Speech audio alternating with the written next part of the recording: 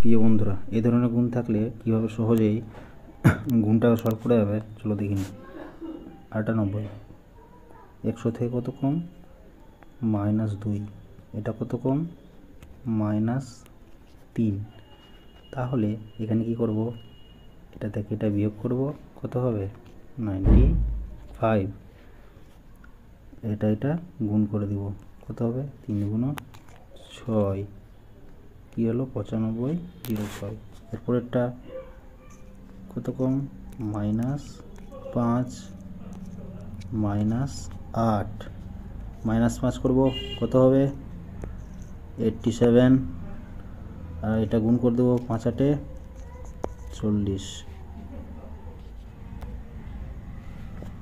তাহলে আমাকে এটা গুণ করে দেখাও। 95 × 96 = কত হবে?